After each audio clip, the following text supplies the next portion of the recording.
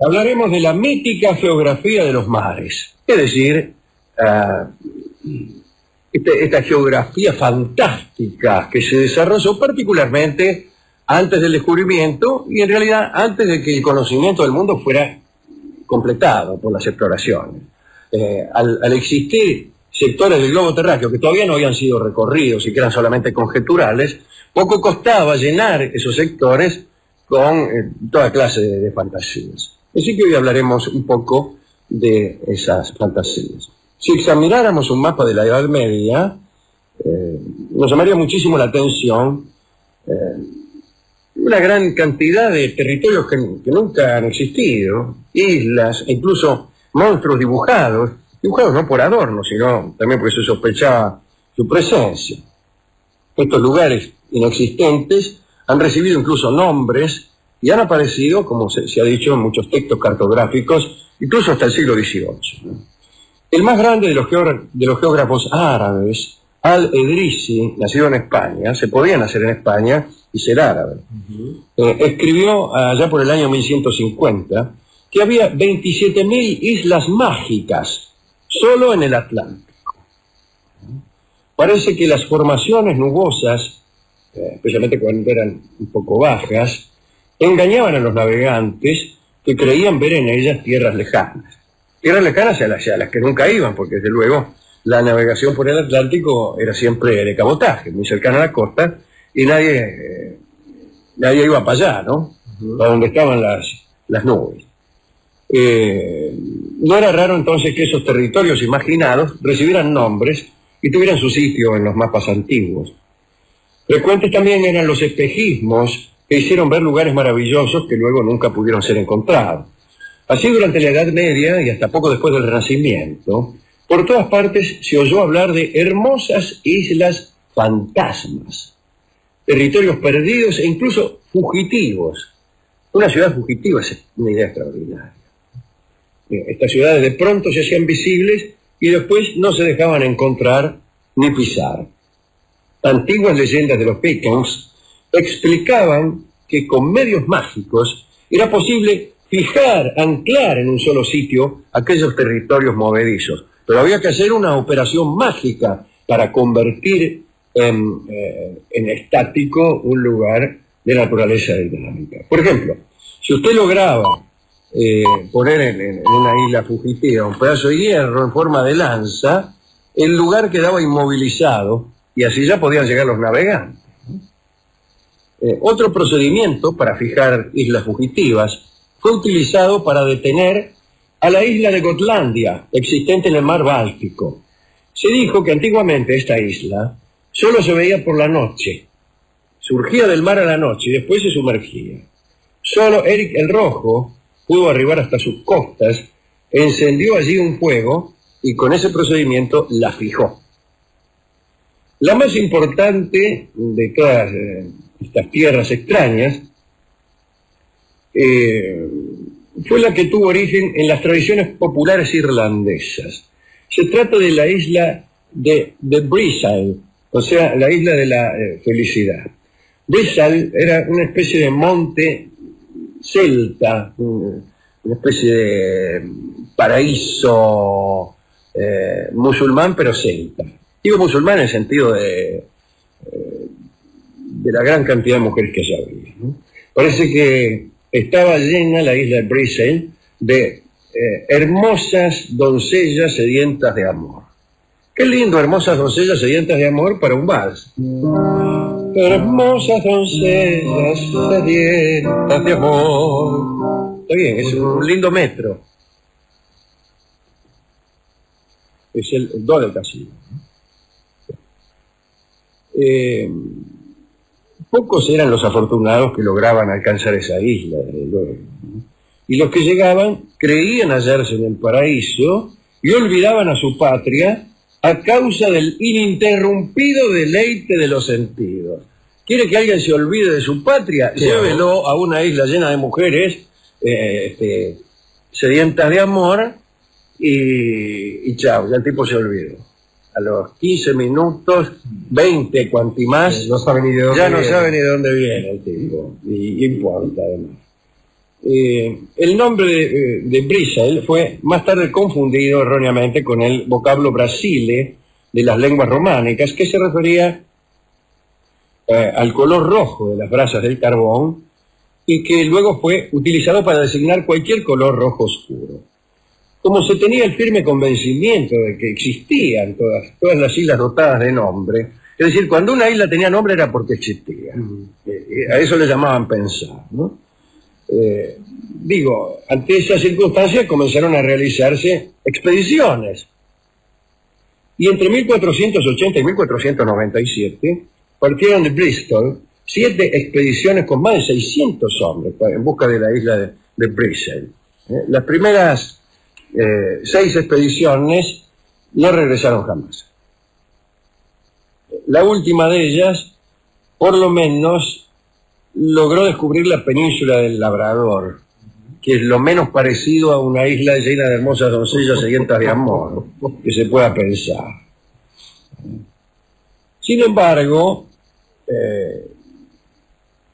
Caboto, al servicio de los ingleses, Sebastián Caboto, llegó a un lugar buscando esa isla. Le pareció que por ahí estaba cerca de un lugar en el que encontraban con mucha frecuencia una madera tintorea llamada palo campeche, que era roja y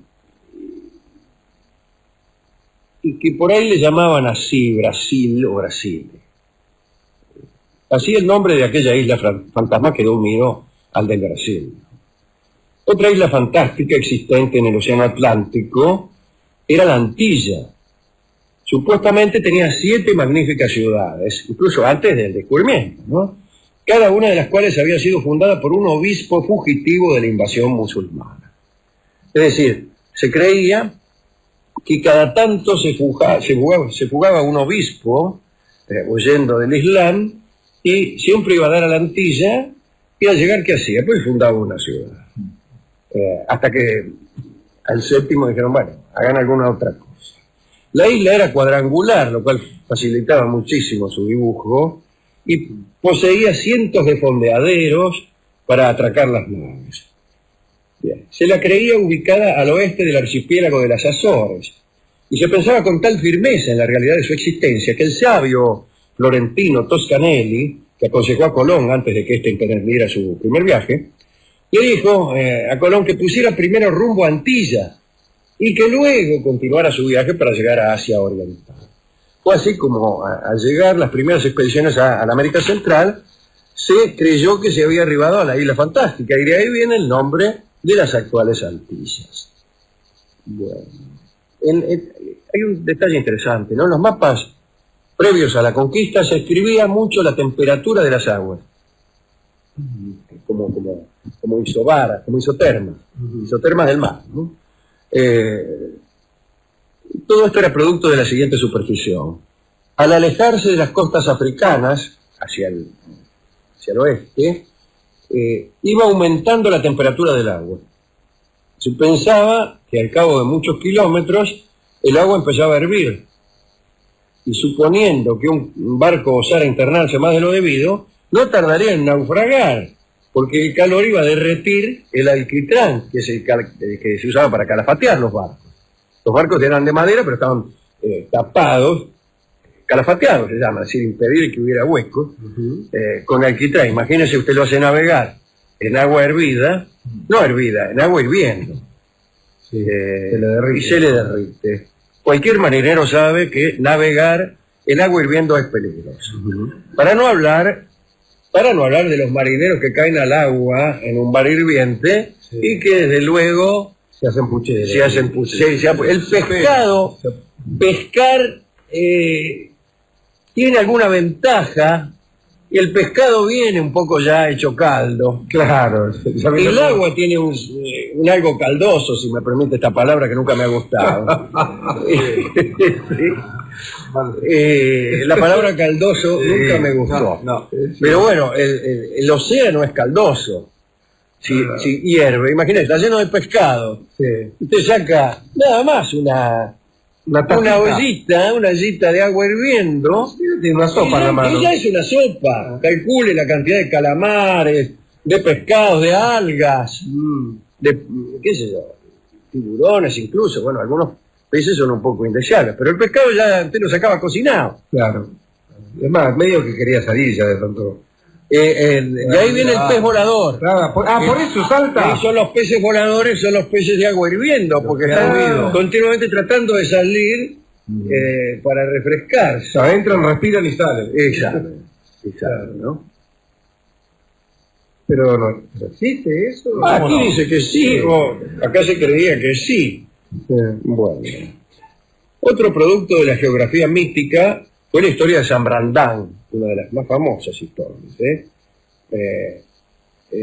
Hay en la Biblioteca Vaticana y en muchos otros lugares, desde luego, un códice del siglo... No un códice, pero la historia está en muchos lugares. No es necesario ir al Vaticano para leer ese libro. La imprenta ha sido inventada allá. Pero la historia data del siglo IX. Su autor fue justamente el monje irlandés San Brandán, y allí cuenta en este códice, en este libro, las peripecias de un viaje de 7 años por el océano. En aquella travesía se topó Brandán con ballenas del tamaño de grandes islas, en cuyos lomos estaban erigidas enormes ciudades. Fíjese usted, ¿no? ¿Qué lugar tan ingrato y tan peligroso para erigir una ciudad? El lomo de una ballena, porque la ballena en cualquier momento podría recordar su condición cetácea y sumergirse, lo cual sería terrible para las ciudades mencionadas. Aparte le dice el chorrito ese cada tanto, ¿vio? Sí, bueno, por eso podría ser aprovechado incluso por obras sanitarias. Bueno, vio también San Brandán cíclopes y grifos con sus cuerpos de águila y león, y llegó a una tierra reservada solo a los santos, a la que podía adentrarse cruzando en pleno día una barrera de sombras que se mostraban eternas. Esto, como comprenderá, me gusta mucho. En su navegación, San Brandán descubrió cientos de islas, constituidas algunas solo por piedras, o bosques impenetrables, o cubiertas de pájaros, tantos que impedían caminar. Se refirió también a otra isla en la cual solo había vides y monjes comiendo uvas en realidad, ¿no? Otra isla estaba dotada de olas musicales. ¿Qué tal? Hola, olas que pasan, olas que van. Hola, ¿qué dicen? Hola, ¿qué tal? También había una isla en la cual una mano monstruosa, accionada por un artificio mecánico, atrapaba a las naves que intentaban acercarse. Curioso, ¿no? Finalmente, una de las islas mágicas del Océano Atlántico fue bautizada con su nombre, San Brandán. Y allí, según algunos, el monje irlandés tiene un monasterio flotante. Digamos, para terminar, algo respecto al desconocido continente del sur, un territorio que nació de un razonamiento, en cierto sentido, producto de la obsesión por la simetría. Si al norte del Ecuador había una gran masa de tierra, debía existir del mismo modo en el sur. A eso le llaman pensar. En el año 43, el geógrafo Pomponio Mela, se llamaba, discúlpeme, llamarse Mela es peligrosísimo en el colegio, ¿no? Fíjese, acá dice, el geógrafo Pomponio Mela imaginó, y yo podría decir, el geógrafo Pomponio me la imaginó. Claro, me la imaginó mejor de lo que era. Qué desilusión se va a llevar, Pomponio. Bueno, imaginó ese continente y lo representó. Ptolomeo, en el año 43, no en el año 1943, en el siglo I después de Cristo. Después Ptolomeo tomó la idea y expuso en sus mapas una gran tierra austral que se extendía desde el sur del África allá hasta Nueva Guinea y Java, y después se unía a Asia por el este. Bueno, esa era la terra incógnita, que fue parte del credo geográfico durante siglos. Cuando en febrero de 1488 el portugués Bartolomé Díaz dobló el cabo de Buena Esperanza, mostró que obviamente África no seguía hacia el sur. Magallanes tampoco tropezó con ningún continente austral durante su viaje de circunnavegación. Sin embargo, en el primer atlas moderno de Ortelio, disculpen ustedes, aparece un continente austral denominado Terra Australis, con el siguiente agregado, non cognita, todavía sin descubrir. Durante el siglo XVII los europeos continuaron incluyendo ese territorio en los mapas. Buscando aquel continente, se dobló el Cabo de Hornos, se examinaron cuidadosamente Australia y Nueva Zelanda, pero nada, el continente no aparecía. En 1769, miren lo que pasó. Había unos astrónomos ingleses que calcularon que iba a ocurrir durante ese año un tránsito de Venus, que es cuando Venus cruza el Sol, se pone entre el Sol y la Tierra, una cosa así. Y es un fenómeno que permitiría medir la distancia entre la Tierra y el Sol. La Royal Society planeó entonces una expedición a Tahití para observar el pasaje. Resolvió que ahí era donde mejor se veía, yo qué sé. Y fue el capitán Cook. Y llegó a aquel lugar el 10 de abril de 1769. En realidad a él le interesaba un pepino este tránsito de Venus. Tenía ganas de descubrir la Terra Australis. Y en lo mejor del asunto se fue, los dejó a los astrónomos ahí mirando para arriba y empezó a navegar alrededor de las costas de Australia. Y en 1771, 2 años después, ya estaba de regreso en Inglaterra con las manos vacías. De todos modos, aunque hubiera descubierto el continente, hubiera vuelto con las manos vacías. No sé de qué manera puede llegar uno con un continente bajo el brazo. Pero al año siguiente partió de nuevo. Llevaba órdenes de circunnavegar la Tierra en la latitud más austral posible, bien al sur para ver si encontraba aquel dichoso continente. Y Cook avanzó y avanzó, y avanzó más de los límites razonables, y escribió en su diario: aquí el hielo es eterno, no encuentro para tanta desolación palabras adecuadas. Si alguien llegara a tener más fuerza y la resolución de aclarar este problema, no le envidiaré la gloria del descubrimiento. Amarga. Más amarga si tenemos en cuenta lo que le pasó al pobre Cook. En marzo de 1773, después de 170 días de viaje entre los hielos del sur, Cook se aburrió y decidió enfilar su nave hacia aguas más templadas. La historia del continente austral se había derrumbado, no era cierto. Y a Cook no le fue nada bien. Llegó hasta una isla llamada Caracacoa, y luego de una terrible batalla con los nativos, se lo comieron. Los nativos se lo comieron. Sí. Primero lo derrotaron y después se lo comieron. Que es lo que suele ocurrir. Sí, la derrota en batalla siempre es previa a la ingesta. Sí. Resulta bastante enojoso derrotar en batalla a algo que uno se haya comido. Se lo tiene adentro. Salvo en el caso de una indigestión. Bien, ¿a quién quiere dedicar usted esta, me parece interesante, reseña de episodios míticos? Bueno, de geografía fantástica. Al amigo Cook, al viejo Mela, que queda ahí. El viejo Mela, sí. Y al Capitán Gulliver, si usted me permite, que ha descubierto algunos lugares interesantes, entre ellos una isla también. Una isla que tiene un lindo nombre. Un lindo nombre, ¿no? Bueno. De la isla de la Pucha se llama. En realidad, digámosle así. Este fue otro programa. Era una isla voladora, la isla de la Pucha. Sí. Era una isla voladora. Aquí se habla de islas flotantes. Jonathan Swift, que era un genio, inventó una isla voladora, que es la isla de la Pucha. Y le puso así, la Pucha, ¿no? Sabiendo lo que quería decir en español. En inglés no significa gran cosa. Ser un guiño. Bueno, vamos a utilizar, ya que nos ha quedado una sensación de duda, ¿no es cierto? De cierta incredulidad.